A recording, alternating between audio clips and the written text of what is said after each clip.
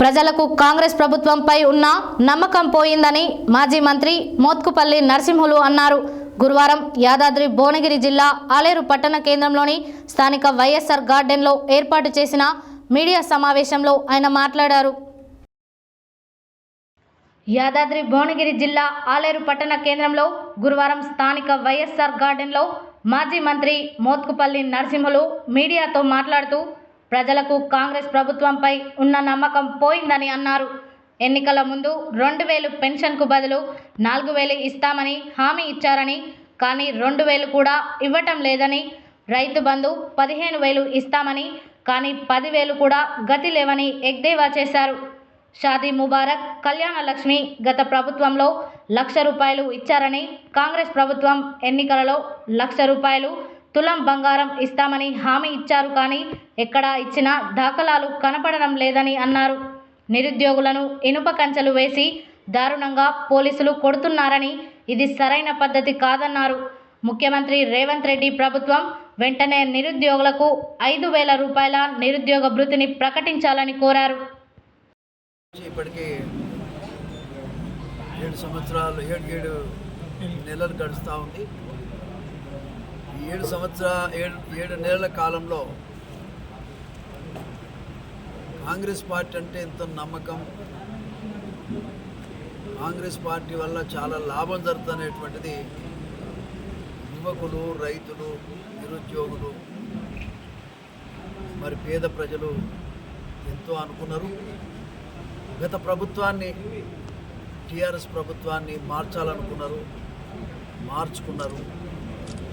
కానీ మార్చుకున్న సంతోషం ఎంతో దూరం ఉండలేకపోయింది, ఎంతో కాలం ఉండలేకపోయింది. ఇది ఒక రకంగా బాధాకరం. కారణాలు ఏమైనా చేసినటువంటి వాగ్దానాలు అమలు జరగటం లేదనే బాధ ఉంది. ముఖ్యంగా రైతు బంధు కూడా మాకు రాలేకపోయింది. ఈ గవర్నమెంట్ వచ్చినాక 10,000 గత ప్రభుత్వం ఇచ్చిన 10,000 అందుకోలేకపోతున్నాం, ప్రభుత్వం ఇవ్వలేకపోతుంది. 10,000 దేవుడికి కానీ 10,000 రావటం లేదనేది వాళ్ళ రైతులు బాధపడుతున్నటువంటి విషయం. ఇక రెండోది ఏంటంటే కరెంటు కూడా సక్రమంగా రావటం లేదనేది జనంలో ఉన్నటువంటి ఆలోచన విధానం. అందరికి కలిస్తే కూడా అందరూ అదే చెప్తా ఉన్నారు, కరెంట్ సక్రమంగా రావడం లేదు. దీనివల్ల కూడా కొంత పార్టీకి చెడ్డ పేరు వచ్చేటువంటి అవకాశం ఉంది. ముఖ్యంగా ఈ నిరుద్యోగులు వాళ్ళు రోడ్డు మీద పడి ఇలా దెబ్బలు తింటా ఉన్నారు. ఏ ప్రభుత్వాన్ని అయితే మార్చుకోవాలనుకున్నారో, మరి పార్టీ మార్చుకుంటే, ప్రభుత్వాన్ని మార్చుకుంటే మాకు మేలు జరగాలనుకున్నారో ఇవాళ వాళ్ళే బాధపడుతున్నారు. ఇది చాలా బాధాకరమైన విషయం. నిరుద్యోగులని ఇవాళ ముళ్ళ కంచేసి కొడుతున్నారు. దాని మీద పక్కా జడ్సన్ అంటే ఆయన, అశోక్ అంటే ఆయన ఆమన్య దీక్ష కూడా చేస్తున్నారు. పాపం ఇప్పటికి 9-10 రోజులు అయింది వాళ్ళు కూర్చొని. వాళ్ళు సస్తరా బత్తరా కూడా తెలియదు. ఏదైనా జరిగితే మాత్రం తప్పకుండా ప్రభుత్వమే బాధ్యత వహించాల్సి వస్తుంది. దాన్ని నేను తీవ్రంగా ఖండిస్తున్నా. వాళ్ళు కోరుకునే కోరికలు కూడా పెద్ద కోరికలు కావు. ప్రభుత్వం అనుకుంటే కేవలం డేట్లు మార్చమంటున్నారు, మెగా డిఎస్సి పెట్టమంటున్నారు.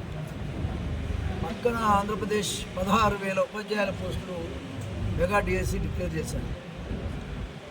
ఇక్కడ 1000 పోస్టులకు బట్టి నిరుద్యోగులు అంటేనే, చదువుకున్న పిల్లలంటేనే గవర్నమెంట్కు బిడ్డలు లాంటి వాళ్ళని ప్రేమించి వాళ్ళ అవసరాలు ఏందో తీర్చాల్సిన బాధ్యత ఇవాళ ప్రభుత్వం మీద ఉన్నది అని ఈ సందర్భంగా నేను తెలియజేస్తున్నాను. కొట్టి తిట్టి కాదు, వాళ్ళు చాలా బాధపడుతూ ఉన్నారు. ఇది మరి నిజంగా చెప్పాలంటే ప్రభుత్వం 1-2 సార్లు ఆలోచించి ఒక త్రిసభ్య కమిటీ వేసి వాళ్ళని పిలిపించి ఆలోచన చేసి ఆ సమస్య పరిష్కారం చేయాలని సందర్భంగా నేను కోరుతా ఉన్నాను. ఇకపోతే పార్టీ బలహీనపడటానికి కారణం పెన్షన్ నమ్మకం పోయింది. గవర్నమెంట్ మీద నమ్మకం పోయింది. కారణం 2,000 ఇస్తాం, 4,000 ఇస్తామన్నారు పెన్షన్. అసలు 2,000 గది లేదా. రైతు బంధు 15,000 ఇస్తామన్నారు, 10,000 గది.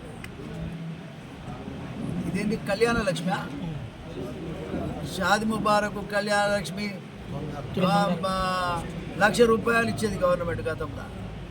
మేము తులం బంగారం అదనంగా ఇస్తామని చెప్పారు. అది దిక్కులేదు. ఇప్పుడు 1,00,000 రూపాయలు కూడా ఇస్తారు ఊళ్ళల్లో. ఎవడు ఇచ్చినటువంటి దాఖలాలు కూడా లేవు. ఇకపోతే మరి నిరుద్యోగ వృత్తి ఇస్తామన్నారు 4,000 రూపాయలు. మరి ఇవ్వాలి కదా, ఖచ్చితంగా ఇవ్వాలి. నిరుద్యోగ వృత్తి ఇస్తేనే ఇవాళ 10th క్లాసు, ఇంటర్మీడియట్, డిగ్రీ చదివి పెళ్ళిళ్ళు చేసుకొని పరిస్థితి. ఉద్యోగాలు ఏమవుతుంది, మనం నిరుద్యోగ వృత్తి ఇవ్వమవుతుంది. ఎట్లా బతకాలి ఆ పిల్లలు? తప్పకుండా నిరుద్యోగ వృత్తి కూడా ఇవ్వాల్సిన అవసరం ఉంది. అది ఇవ్వట్లేదని కూడా చాలామంది బాధపడతారు. దళిత బంధు మంచో చెడు ఆ గవర్నమెంట్లో కొంత అమలు జరిగింది, దాన్ని కంటిన్యూ చేస్తామని చెప్పారు. దాని పత్తానే లేదు. అదేవిధంగా వ్యవసాయ కూలీలకు 12,000 రూపాయలు ఇస్తామని చెప్పారు. దాని గురించి ఆలోచించినటువంటి సందర్భం కనబడతలేదు. ఇట్లా చెప్పుకుంటూ పోతే 450 ప్రామిసులు ఉన్నట్టుగా మనోళ్ళు చెప్తా ఉన్నారు. ఏది ఏమైనా మరి ప్రభుత్వం పేదోళ్ళ పక్షాన ఉండాలి. 2,500 రూపాయలు ఇస్తామని చెప్పారు ప్రతి మహిళకి. ప్రతి మహిళకు 2,500 ఇస్తామంటే ఎదురు చూస్తుంది బాగా.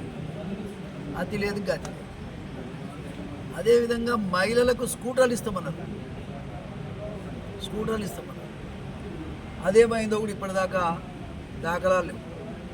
నేను ఏమంటా అంటే ప్రయారిటీ ఏంటి, దాని ప్రకారంగా చేయాల్సిన అవసరం ఉంది. దాంట్లో మొట్టమొదట నిరుద్యోగుల గురించి ఆలోచించాల్సిన అవసరం.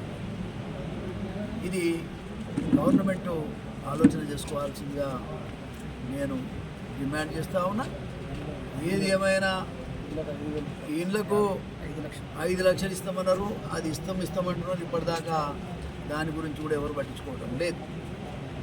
ఏదేమైనా ఇవన్నీ చేస్తేనే రేపు భవిష్యత్తులో మరి ప్రభుత్వం మళ్ళీ రావడానికి అవకాశం ఉంది. సోనియా గాంధీ, రాహుల్ గాంధీ వాళ్ళ కోరిక అసెంబ్లీ గవర్నమెంట్ వచ్చింది కాబట్టి ఇక్కడ 16 సీట్లు వస్తాయని వాళ్ళు ఆలోచించారు. రాహుల్ గాంధీ ప్రధానమంత్రి అవుతాడనే అభిప్రాయం ఉండే. ఇక్కడనే 8 సీట్లు పోయినాయి. అంటే రాహుల్ గాంధీ ప్రధానమంత్రి కాకుండా చేసినటువంటి పరిస్థితి కనబడతాం. ఇది చాలా బాధాకరం.